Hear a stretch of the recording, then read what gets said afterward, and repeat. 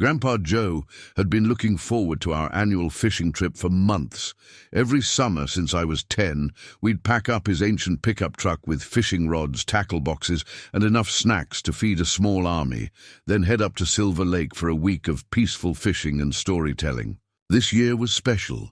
Grandpa had finally retired from the bench after 40 years in the judiciary, capping off his illustrious career with a decade serving on the state Supreme Court. No phones, no emails, and definitely no legal briefs, he announced as we pulled away from his modest suburban home. At 75, his hair had gone completely white, but his mind remained as sharp as ever. Just you, me, and the occasional trout foolish enough to take our bait. I smiled, knowing how much he needed this break. The last few years had been grueling for him, with several landmark cases demanding his full attention and wisdom. He'd barely had time to enjoy his workshop, the converted garage behind his house, where he spent hours crafting beautiful wooden furniture, a skill he'd learned from his father and had passed down to me. That workshop was his sanctuary. While the retired judges took up golf or wrote their memoirs, Grandpa retreated to his workshop, finding peace in the smell of sawdust and the precision of his tools. Some of his finest pieces, a mahogany desk, a cherrywood rocking chair, an oak dining table, furnished homes across the state, including those of several governors and fellow judges. The fishing trip was perfect. 5 days of clear skies, cool breezes, and fish that seemed eager to jump onto our hooks. Grandpa told stories about his time in Vietnam before law school, about meeting Grandma at a civil rights rally, and about the most interesting cases he'd presided over. I shared updates about my teaching career and my kids. Time seemed to slow down at Silver Lake, allowing us to simply exist in each moment without the constant demands of everyday life. On our last evening, as we sat by the campfire watching embers float toward the star-filled sky, Grandpa grew reflective. "You know, son, after all those years making judgments and interpreting laws, I've come to realize that justice isn't found in courtrooms nearly as often as it should be. Real justice happens when people stand up for what's right, even when it's difficult." I nodded, absorbing his words as I had so many times before. Little did I know how prophetic they would prove to be. The peaceful spell was broken the next day as we drove back into town. My phone, which had been off for the entire trip, suddenly came alive with a barrage of notifications. Most were from my cousin Angela, each message more frantic than the last. "Call me ASAP. Are you with Grandpa? You need to come back now. They tore down the workshop. The whole thing is gone." I felt my stomach drop as I pulled over to the side of the road. "Grandpa," I said, trying to keep my voice steady, "something's happened at your house. Angela says your workshop is gone." His face, tanned and relaxed from our days at the lake, suddenly hardened. "What do you mean, gone?" I called Angela immediately, putting her on speakerphone. Her words tumbled out in a rush of anger and disbelief. "The Oak Ridge Estates HOA sent a demolition crew 2 days ago.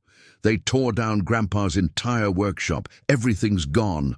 All his tools, the furniture he was working on, even that walnut grandfather clock he was making for the governor's mansion.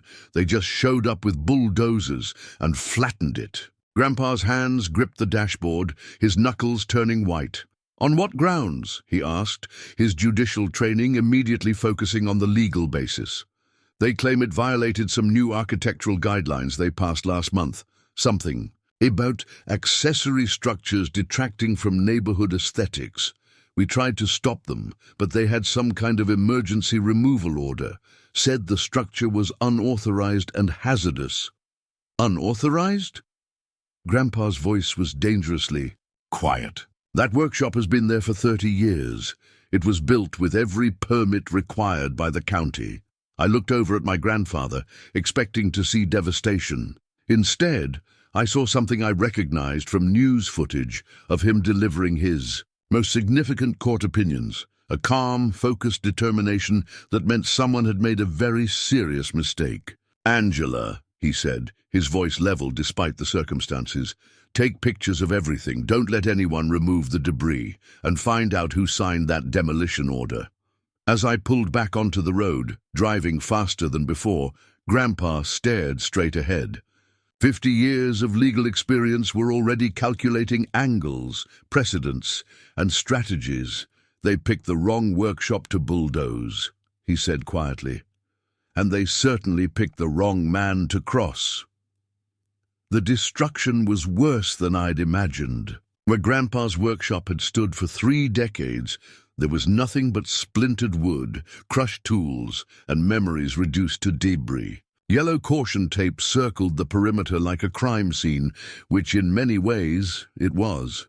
Grandpa stood silently at the edge of the destruction, his weathered hands hanging limply at his sides. Angela rushed over, hugging him tightly, but his eyes never left the rubble. Neighbors had gathered on their porches and driveways, watching with a mixture of sympathy and curiosity. "Who did this?" Grandpa finally asked, his voice unnervingly calm. Angela handed him a letter. "They left this taped to your front door. It's from the Oak Ridge Estates Homeowners Association. They're claiming your workshop violated some new ordinance about non-conforming structures and aesthetic unity requirements." Grandpa scanned the document, his judicial training immediately identifying inconsistencies. "This cites regulations that weren't in place when the workshop was built. And look at this signature, Victoria Harrington, HOA President." He folded the paper carefully. "The grandfathering clause in our HOA bylaws specifically protects existing structures." "They didn't care," Angela said, pulling out her phone to show photographs she'd taken before our arrival. "They had 3 bulldozers and a crew of at least 15 men. When I tried to explain that you were out of town, that woman, Harrington, said it didn't matter. She called it an eyesore that was diminishing property values. I walked through the debris, careful not to disturb what might become evidence. My foot struck something solid, and I bent down to uncover Grandpa's antique woodworking tools. Hand planes and chisels passed down through 4 generations, now bent and broken, beyond repair. Nearby lay the shattered remains of the cherrywood grandfather clock he'd been crafting for months. "My Purple Heart was in there," Grandpa said quietly, approaching a particular section of rubble. "And your grandmother's letters from when I was overseas." He knelt slowly, his aged knees protesting, and began carefully moving pieces of wood. "And plaster," a neighbor named Marcus approached hesitantly. "Judge Sullivan, I'm so sorry about this. I tried to stop them, several of us did, but that Harrington woman threatened to fine anyone who interfered." "Did they present any legal documentation?" Grandpa asked. "A court order? An inspection report?" Marcus shook his head. "Just some papers with the HOA letterhead. When Mr. Peterson asked to see a court order, they threatened to target his property next." Grandpa nodded thoughtfully. "How long has this Harrington been running the HOA?" "About 8 months, Marcus replied. "She moved in last year and immediately ran for HOA president. Since then, it's been nothing but new regulations and aggressive enforcement. Fines for garbage cans left out too long, restrictions on holiday decorations, mandated paint colors. Half the neighborhood is terrified of her. She's been targeting older residents especially," Angela added. "Last month, she tried to fine Mrs. Abernathy, you know, the 85-year-old widow on Elm Street, because her roses grew 2 inches over the sidewalk." Grandpa dusted off his hands and stood straight, his full height still impressive despite his age. "I'd like to meet with everyone who witnessed the demolition, and I need copies of all HOA communications from the past year." As word spread, neighbors began arriving with documents, photographs, and stories. We set up a makeshift command center at Grandpa's dining room table, organizing evidence and recording testimonies. The pattern became clear. Since Victoria Harrington had taken control of the HOA, there had been a systematic campaign to intimidate homeowners, particularly targeting properties that might be valuable for redevelopment. By evening, we had compiled Enough documentation to suggest serious legal violations, procedural irregularities, selective enforcement, forged authorizations, and possible fraud. Grandpa's judicial experience proved invaluable as he methodically built what was starting to look less like a neighborhood dispute and more like a criminal case. "Tomorrow," he announced to the assembled neighbors, "I'll be contacting some colleagues. This goes beyond a simple homeowner's complaint." That night, as I helped Grandpa salvage what little could be recovered from the rubble, he paused, holding a splintered piece of the rocking chair he'd been making for my daughter's birthday. "You know," he said thoughtfully, "in 40 years on, the bench, I've sentenced murderers and exonerated the innocent. I've ruled on constitutional questions and matters of great public importance. But I've never been the victim of such a blatant abuse of power." He set the wood fragment aside with surprising gentleness.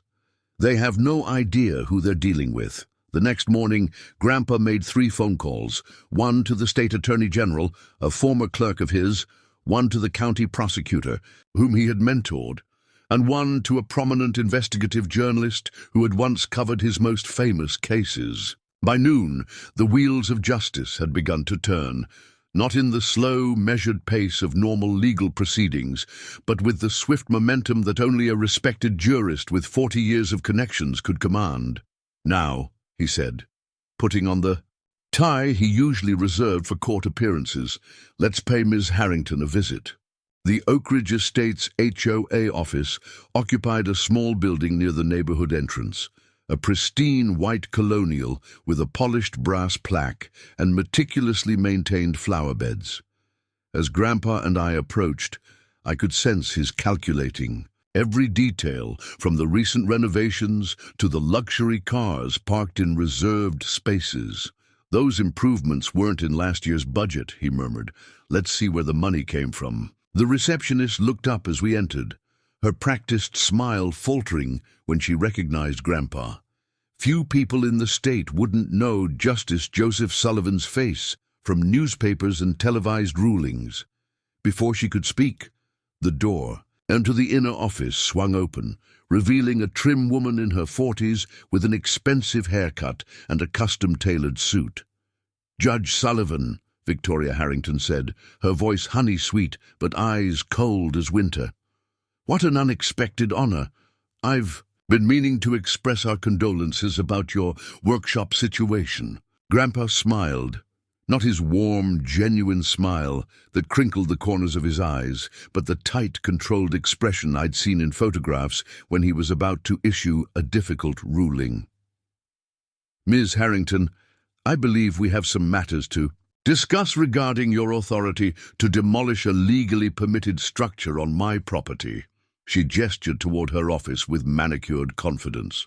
"Of course, though I should mention that our legal counsel has confirmed we acted within our rights as established by the HOA bylaws, Section 12, Paragraph 4, regarding non-conforming structures." "Interesting citation," Grandpa replied as we followed her into a lavishly appointed office, particularly since that provision was added 3 months ago, while my workshop has stood for 30 years. Victoria settled behind her desk, arranging her features into a mask of professional sympathy. "The board voted unanimously that grandfathering doesn't apply when structures pose aesthetic or safety concerns. We have documentation." She slid a folder across the desk. Grandpa didn't open it, merely rested his hand on top. "Ms. Harrington, before we continue, I'd like to clarify something. Are you aware of my full professional background?" She smiled condescendingly. "Of course, Judge. Your reputation is well known. That's why I'm surprised you're challenging this. The HOA covenant you signed when purchasing your home gives us broad authority to maintain neighborhood standards." Grandpa leaned forward slightly. "Then you're also aware that before serving on the state Supreme Court, I specialized in property law and taught it at the State University for 15 years, and that I literally wrote the textbook on HOA legal limitations that's used in law. Schools nationwide." Her smile tightened almost imperceptibly. Your credentials aren't in question, Judge Sullivan, but even judicial expertise doesn't override contractual obligations. True, Grandpa nodded. Which is why I've brought copies of the original HOA agreement from when I purchased my home, the grandfathering provision that was voted into place in 1994, and the county permits for my workshop. He placed his own, much thicker folder on the desk. I've also included the state statute requiring a court order before demolishing any permanent structure, regardless of HOA regulations. Victoria's confident facade cracked slightly. We had authorization. From whom? I asked, speaking for the first time. Because we've confirmed with the county courthouse that no demolition order was issued. She stood abruptly. This meeting is over. If you have concerns, you can address them at the next board meeting or through our attorney. Grandpa remained seated, his voice taking on the measured cadence he had used in court. Ms. Harrington, I've spent decades recognizing when someone is hiding something. Right now, you're hiding quite a lot. For instance, why the sudden interest in removing older structures from properties along the eastern boundary of the neighborhood? Her eyes narrowed. Neighborhood improvement is our responsibility. Curious timing, though, Grandpa continued. Considering Westland Development's recent purchase of the adjacent property and their permit applications for a luxury retail complex, permits that require access through exactly where my workshop stood. The color drained from Victoria's face. That's completely unrelated. Is it? Because yesterday, my former clerk at the Attorney General's office subpoenaed your banking records. Grandpa's voice remained calm, almost conversational. Payments from Westland to an offshore account linked to you started exactly 1 week after you became HOA president. Victoria's hand moved toward her phone. I'm calling security. I wouldn't, I advised. The county prosecutor is already reviewing. Evidence of fraud, forgery of official documents, and conspiracy. Adding witness intimidation won't help your case. Grandpa stood slowly, his full height and presence filling the room despite his age. Ms. Harrington, I spent 40 years ensuring that justice was served in this state. Did you really think I would simply accept the illegal destruction of my property? She regained some composure, her shoulders straightening. You have no proof of anything illegal, and even if you did, fighting an HOA is expensive and time-consuming. Most residents give up. I'm not most residents, Grandpa replied. And unlike them, I have the resources, knowledge, and connections to ensure this matter is fully investigated. He placed a business card on her desk. My attorney will be contacting you regarding damages, which preliminary estimates put at over $300,000, including irreplaceable historical items and commissioned works. As we turned to leave, Victoria called after us. This isn't over, Judge. Sullivan, I have powerful friends too. Grandpa paused at the door. So did many defendants who appeared in my courtroom, Ms. Harrington. It rarely helped them when the evidence was clear. Outside, neighbors had gathered, watching anxiously as we emerged from the HOA office. Grandpa addressed them briefly, explaining that legal proceedings were underway and advising them to document any further HOA actions that seemed irregular or excessive. The battle had begun in earnest, and over the next 2 weeks, it escalated rapidly. Victoria Harrington rallied her board members and corporate connections, attempting to discredit Grandpa as a disgruntled homeowner who didn't understand modern community standards. Anonymous complaints about his property suddenly appeared in HOA records, all backdated and citing violations that hadn't existed when the supposed inspections occurred. But Grandpa had spent a lifetime in legal warfare. Each move was met with a precise counter-move.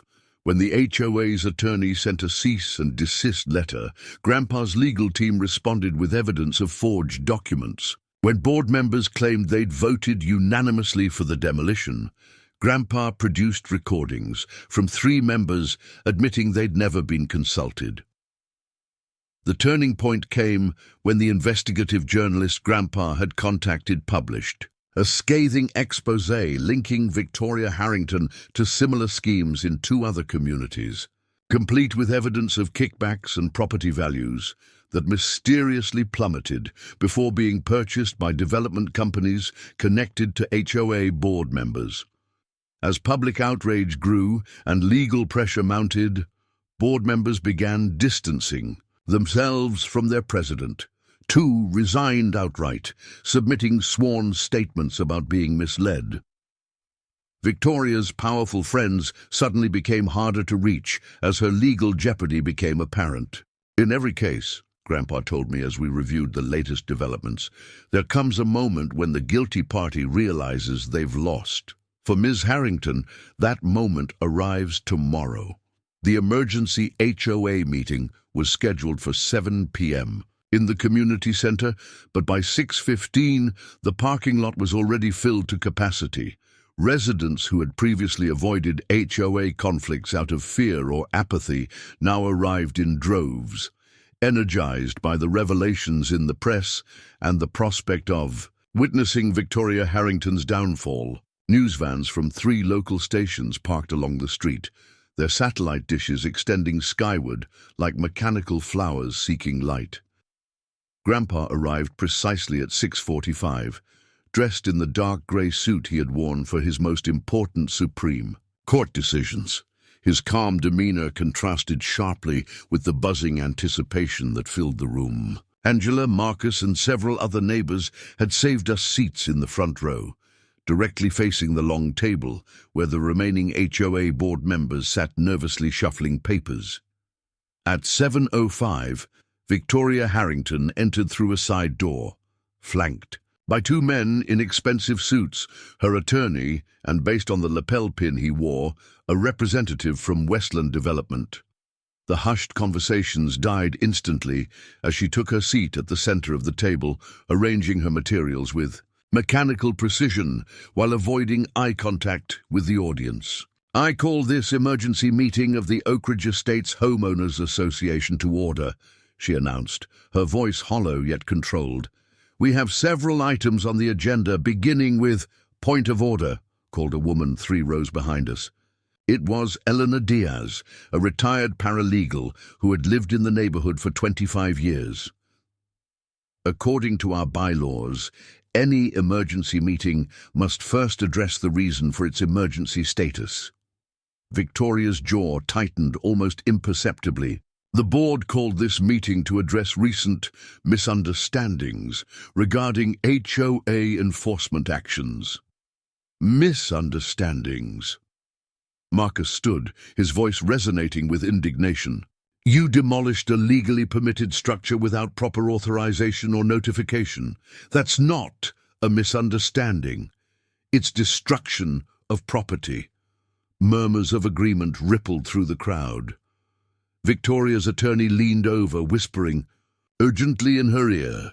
"We've prepared a statement regarding the Sullivan property," Victoria said, her composure beginning to crack around the edges. "The board acknowledges that there may have been procedural irregularities in the enforcement action taken. We are prepared to discuss reasonable compensation for any inconvenience caused." Inconvenience? Grandpa rose slowly, commanding the room's attention without raising his voice. "Ms. Harrington, you didn't cause an inconvenience. You orchestrated the illegal demolition of a structure containing irreplaceable historical artifacts, including military honors, family heirlooms, and commissioned works valued at hundreds of thousands of dollars." He approached the board table, placing a thick binder before them. "This contains evidence that has already been submitted to the county prosecutor's office, documenting a pattern of fraud, selective enforcement, falsification of records, and conspiracy between yourself and Westland Development to clear properties needed for their expansion." The Westland representative shifted uncomfortably, suddenly very interested in his smartphone. Victoria's attorney attempted to regain control. These are serious allegations that will be addressed in the appropriate legal forum. This meeting isn't the place for... Actually, interrupted a tall, distinguished man who had entered silently during the exchange. This is precisely the appropriate forum. He moved to stand beside Grandpa. State Attorney General Richard Wilkins, he announced to the room. My office has been investigating Ms. Harrington and certain board members for the past 2 weeks, and I felt the homeowners deserved to hear our findings directly. The room erupted in excited whispers as Victoria's face drained of color. Based on substantial documentary evidence and testimony from cooperating witnesses, the Attorney General continued, we are preparing charges against Victoria Harrington for fraud, destruction of property, forgery of official documents, and conspiracy. Additionally, we have evidence implicating 3 board members who participated knowingly in these activities. He turned to face Victoria directly. Ms. Harrington, officers outside have a warrant for your arrest. I suggest you cooperate fully. As if on cue, 2 plainclothes officers entered. Victoria's veneer of control finally shattered as she stood, hands trembling. This is ridiculous. Everything I did was for the benefit of this community. These old properties were dragging down values, holding back progress. She pointed accusingly at Grandpa. You think because you were some big-shot judge, you're above the rules? Your shabby workshop was an eyesore. Grandpa regarded her calmly. Ms. Harrington, I've heard desperate final arguments from hundreds of defendants. Yours lacks both factual basis and legal merit. The officers approached, reading Victoria her rights, as her attorney frantically tried to intervene. The Westland representative had somehow disappeared during the commotion. 2 other board members were escorted out separately, while the remaining members sat in stunned silence. After Victoria's removal, the Attorney General addressed the assembled residents. The state will be overseeing this HOA's operations temporarily. While investigations continue, Judge Sullivan has generously offered his expertise to help establish new bylaws that protect homeowners' rights while maintaining reasonable community standards. The meeting gradually transformed into an impromptu community forum, with residents voicing long-suppressed concerns and suggesting reforms. The atmosphere of fear that had permeated the neighborhood for months evaporated, replaced by cautious optimism and renewed neighborly connections.